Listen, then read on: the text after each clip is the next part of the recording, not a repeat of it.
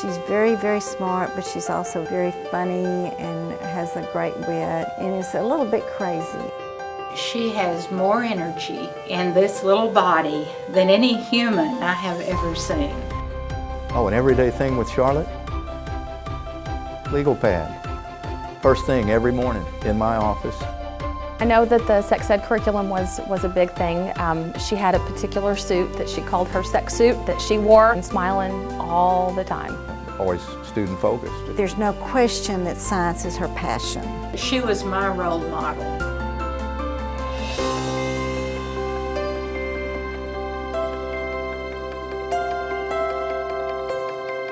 I know that I did not do this by myself. It's an humbling experience to have your name put on a building. I was a swamp dog in OC, Texas. It was a beautiful place, and my brother and I and some kids who lived around that area just went all around the creek, and that was sort of our playground. I found myself the valedictorian of Crawford High School. The ending decision was that I would go to Baylor, looked for a job in Cypress-Fairbanks, and the first one was at Hancock Elementary, 1979, teaching 4th grade language arts. I taught language arts and math at Adam, and probably while I was still at Adam, I was teaching science. It was a large group. One of the little boys, he brought a long board in. You could do like a pulley, you know, and you could show the physical machine type things. And I thought, you know, this kid was interested. I don't know how he got the board to school. You know, these kids can relate this to what their daily lives are. Has a wonderful reputation for parents and kids wanting their children when she was in the classroom to be in her classroom, because even if you don't like science, if you're around Charlotte for very long, you're going to.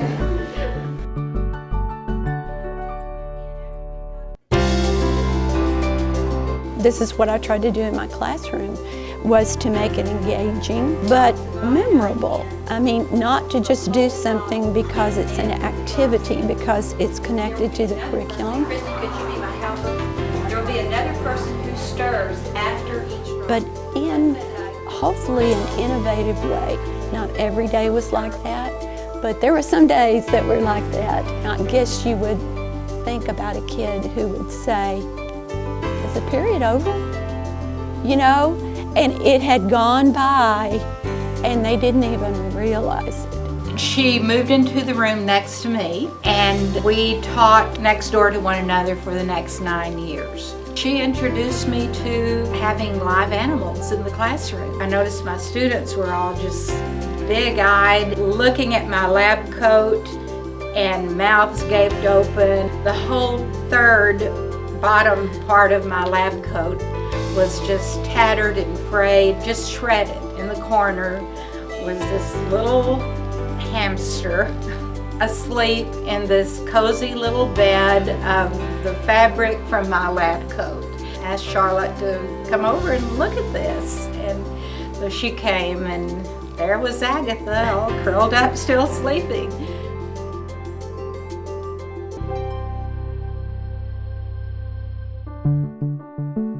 You think, I'm doing this, but could I make a difference in a larger scope? I became a director of instruction at Dean. With the director of instruction at Dean, I was also health coordinator, and I was also doing some of the science. It was a really big change all the way around. I miss teaching, but that change made me see the world differently. I met Charlotte 21 years ago. I was an incoming principal, and the first person I met was Charlotte. She alleviated my fears. I knew right away that this was a person that knew what she was talking about, but that she was going to be a lot of fun as well, and very knowledgeable. We'd done numerous things to embarrass ourselves in each classroom to pump up student interest. In other words, skits and songs and things like that, bets, eat a worm, anything that you can imagine like that. When I left Dean, we were recognized. I mean, that is like winning the Super Bowl. I guess my nickname for Charlotte, and I think I've told her this before, is the hummingbird, because she's always moving. And one thing I'd like to say about ISC, it was so quiet compared to Dean. But that was different because you're thinking about science for the whole district. You're thinking for language arts for the whole district. Every content area, middle school for the whole district. She certainly made sure that the teachers kept up to speed, made sure that really we were making our curriculum drive activities in the classroom that would make kids be successful.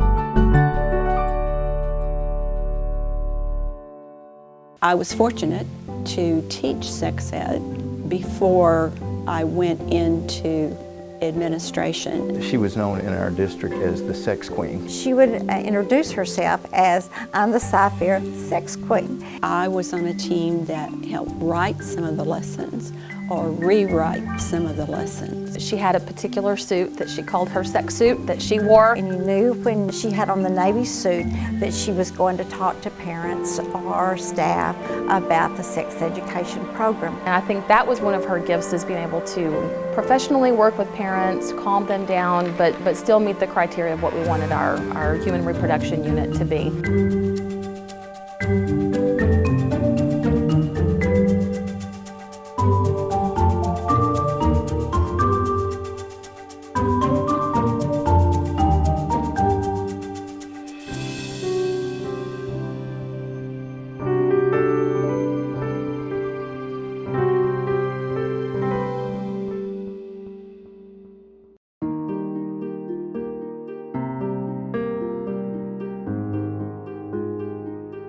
But there's nobody, I don't think, that has had the impact not only on our district but the state and the national level that Charlotte does. She is by far stands out. And that doesn't take anything away from anybody else. It just says she's outstanding. She was always teaching. And when I think about her now, that she's retired and has grandkids, I can just see her with the grandkids teaching every teachable moment.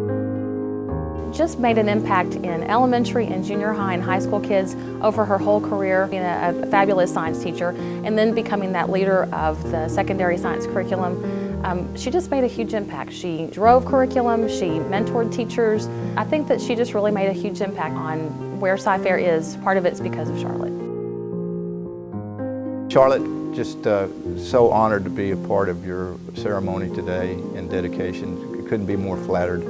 But there is one last thing that I have to tell you, and it has to do with the dreaded legal pad. Now, this one's not yellow, but I think this sums up what all of us think and know about you, Charlotte. Congratulations, Charlotte. Well-deserved honor. I think teaching is the greatest job. I think I chose correctly.